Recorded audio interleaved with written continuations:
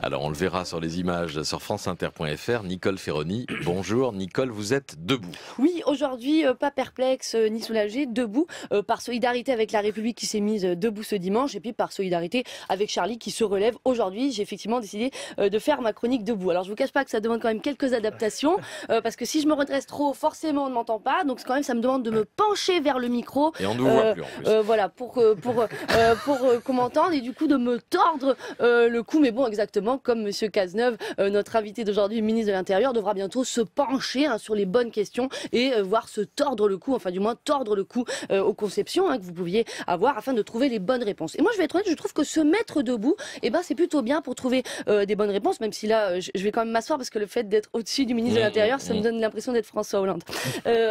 Du coup, si on réfléchit bien, qu'est-ce qui fait qu'on s'est mis debout? Alors pas dimanche en tant que citoyen, mais à la base, en tant qu'homo sapiens sapiens, l'homme qui sait, même si on ferait mieux de s'appeler l'homme qui croit qu'il sait, ou l'homme qui croit qu'il croit, ou l'homme, à la rigueur, l'homme qui s'est perdu ou qui s'est trompé. Bref, donc si on retourne aux origines de l'homo sapiens, donc bien avant que vous soyez un bébé cadom, Monsieur Cazeneuve, avant votre mère, votre grand-mère, votre arrière-grand-mère, bien avant d'ailleurs qu'il y ait des Cazeneuves sur la planète, même qu'il y ait des cases vieilles, bien avant qu'il y ait des cases tout court, non pas parce qu'il manquait une case aux humains, mais parce que les humains n'étaient pas sédentarisés, voire ils n'étaient même pas du tout humains tout court du genre homo, ils étaient un peu australopithèques, c'est-à-dire des espèce de pseudo-humains chétifs, poilus, avec une sale gueule, un peu comme moi, mais en plus velu, et dont sont descendus les différents hommes, Homo erectus, Homo habilis, parce qu'avant, les hommes descendaient les uns des autres, au lieu de se descendre les uns les autres, ils n'avaient pas encore inventé l'arme à feu, ce qui fait qu'ils se donnaient la vie plutôt que se donnaient la mort. Bref, à cette époque, il y a 5 millions d'années, les australopithèques du rift africain, berceau de l'humanité, se sont mis debout comme nous ce dimanche. Pourquoi? Parce que comme nous, ils ont subi un choc alors climatique à cette époque-là, à savoir que le rift africain est passé de forêt luxuriante à savane aride, c'est-à-dire que comme nous, leur milieu de vie est devenu hostile. Et donc leur seule réponse de survie, ça a été pour eux de se mettre debout pour nos ancêtres, pour faire face à ce défi, et pour nous, pour faire face à ce défi brillateur, cet électrochoc, ce coup de poing que le pays vient de prendre en plein cœur.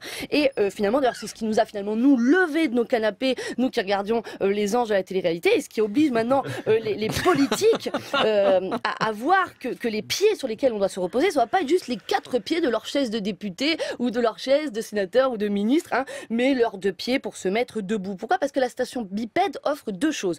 D'abord, elle permet à l'australopithèque et bientôt à M. Cazeneuve de voir finalement les choses arriver de loin, les prédateurs, les obstacles. Donc ça va vous permettre d'avoir une vision plus large, à plus long terme. Vous, par exemple, vous envisagez là votre travail de la rue à la prison. Maintenant, il va falloir voir derrière la prison, avant la prison. Ça sera votre premier travail d'australopithèque politique. Et la deuxième chose, le fait d'être debout, ça libère les mains, et c'est ce qui va vous permettre pour vous de prendre les choses bien en main, parce que souvent les politiques, comme les chimpanzés, vous savez, ils s'accrochent aux branches pour avancer, plutôt que de prendre les choses en main. Et puis la deuxième chose, bien sûr, qu'il faudra faire, c'est tendre dans les mains vides de vos jeunes congénères, non pas seulement des flingues et des balles, mais des stylos à billes, et pas que de la poudre à canon, mais des tailles-crayons, pour que les grises-mines, en fait, s'étalent, vous voyez, sur les papiers, et plus seulement sur nos visages. Et bien sûr, il faudra aussi de grandes feuilles blanches, parce que maintenant qu'on a franchi, vous voyez, tous ensemble à ce dimanche, ce cap historique, préhistorique de se remettre debout, et c'est d'ailleurs ce qui nous unit dans notre humanité, il nous reste à refaire la deuxième révolution de nous modernes Cro-Magnons, s'extirper de la préhistoire pour dessiner l'histoire. Nicole Ferroni, vous avez pris des notes, Bernard Cazeneuve? Non, j'ai proposé à Nicole, si elle est d'accord, de bien vouloir, dans le cadre de l'Union nationale et de la mobilisation de toutes les compétences, rejoindre mon cabinet, parce que elle va y mettre de l'énergie, elle va y mettre de l'inventivité, elle va y mettre de la proposition d'embauche que nous avons à l'issue de ce billet de. Non, c'était tonique, Absolument. La chronique.